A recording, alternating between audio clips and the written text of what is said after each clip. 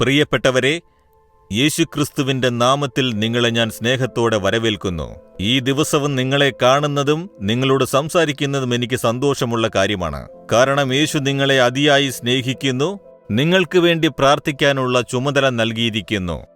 Work with Jesus എന്ന പരിപാടി കാണുന്ന നിങ്ങൾ എവിടെയിരുന്നാലും ഏത് രാജ്യത്തായിരുന്നാലും നിങ്ങൾക്ക് വേണ്ടി ഞാൻ ദൈവത്തോട് പ്രാർത്ഥിക്കുന്നുണ്ട്.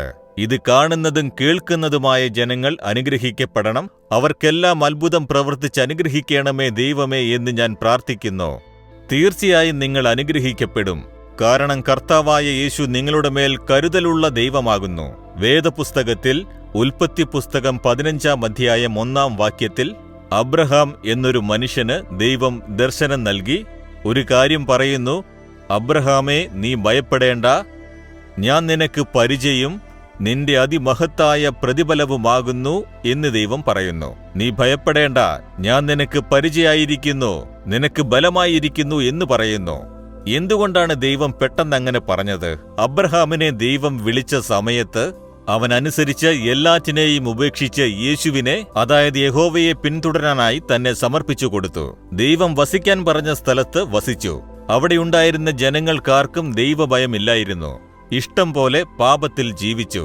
അബ്രഹാം സത്യദൈവത്തെ അറിഞ്ഞിരുന്നതുകൊണ്ട് യഹോവയെ ഭയപ്പെട്ട് വിശുദ്ധമായൊരു ജീവിതം നയിച്ചവനാണ്. ചുറ്റും എല്ലാവരും തിന്മ ചെയ്യുന്ന ജനങ്ങളായിരിക്കുമ്പോൾ മനസ്സിലൊരു ഭയമുണ്ടാകുമല്ലോ.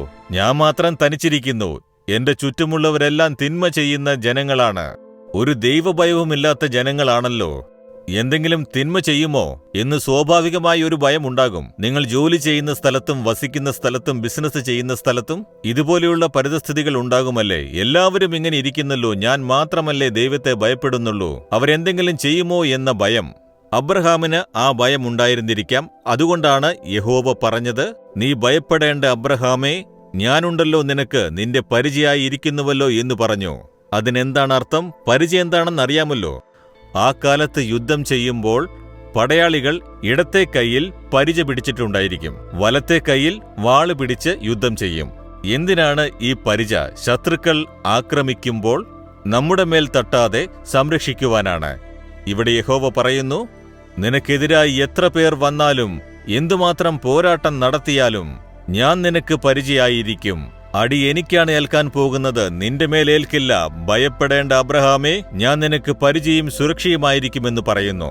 അതേ ദൈവം നിങ്ങളെ നോക്കി പറയുന്നു, എന്റെ മകനെ, മകളെ, നീ വസിക്കുന്ന സ്ഥലത്തും പഠിക്കുന്ന സ്ഥലത്തും ജോലി ചെയ്യുന്ന സ്ഥലത്തും ബിസിനസ് ചെയ്യുന്ന സ്ഥലത്തും നിനക്ക് ചുറ്റും തിന്മ ചെയ്യുന്ന ജനങ്ങൾ, അസൂയക്കാരായ ജനങ്ങൾ നിന്നെ നശിപ്പിക്കുമെന്ന് ദൃഢനിശ്ചയമെടുത്തവർ ഉണ്ടായിരുന്നാലും നിന്നെ ആർക്കും തൊടാനാവില്ല. ഞാൻ നിനക്ക് പരിചയായിരിക്കുന്നു. എന്റെ ശുശ്രൂഷയുടെ ആരംഭകാലത്ത് ദൈവം മനുഷ്യരാലുണ്ടായ തിന്മ കാരണം വളരെ മനസ്സ് വേദനിച്ച് ഒരു ദിവസം കരഞ്ഞു. അപ്പോൾ ദൈവം ചോദിച്ചു, മകനെ, എന്തിനാണ് കരയുന്നത്? നീ ഭയപ്പെടേണ്ട, ഈ ലോകം അങ്ങനെയുള്ളതാണ്, ലോക ജനത അങ്ങനെയുള്ളതാണ്. അസൂയുള്ളതുകൊണ്ട് വിരോധമായി സംസാരിക്കും, പ്രവർത്തിക്കും, എല്ലാം ചെയ്യും. അവയൊന്നും നിന്നെ നശിപ്പിക്കുകയില്ല. ഞാൻ നിന്റെ മുന്നിലുണ്ടാവും, എന്തും എന്നെ കടന്നിട്ടേ നിന്നെ സ്പർശിക്കുകയുള്ളൂ. അതിനാൽ നീ ഭയപ്പെടേണ്ട, ധൈര്യമായിരിക്കെ എന്നെന്നെ ധൈര്യപ്പെടുത്തി. അന്നു മുതലാണ് എനിക്ക് ധൈര്യം. എനിക്ക് പരിചയായി ദൈവമുണ്ട്. എന്നെ ആര് വഴക്ക് പറഞ്ഞാലും സംസാരിച്ചാലും എഴുതിയാലും എന്തു നുണ പറഞ്ഞാലും എനിക്കെതിരായി എന്തൊക്കെ ചെയ്താലും എന്റെ മനസ്സ് ഭയപ്പെടുകയില്ല, കലങ്ങുകയില്ല. നിങ്ങളും അങ്ങനെ പറയുമോ? തിന്മകൾ നിറഞ്ഞ ലോകമാണിത്, ദുഷ്ടമനുഷ്യർ നിറഞ്ഞ ലോകമാണിത്. നമുക്ക് തിന്മ ചെയ്യുന്ന ജനങ്ങൾ ഉണ്ടായിരിക്കും, ആർക്കും നിങ്ങളെ തൊടാനാവില്ല. ദൈവം നിങ്ങൾക്ക് പരിചയായിരിക്കുന്നു. നീ ഭയപ്പെടേണ്ട, ഞാൻ നിനക്ക് പരിചയായിരിക്കുന്നുവെന്ന് ദൈവം പറയുന്നു. ദൈവമേ, നീ എനിക്ക് പരിചയായിരിക്കുന്നു, എനിക്ക് സംരക്ഷണമായിരിക്കുന്നു, ഒന്നിനും എന്നെ നശിപ്പിക്കാനാവില്ല.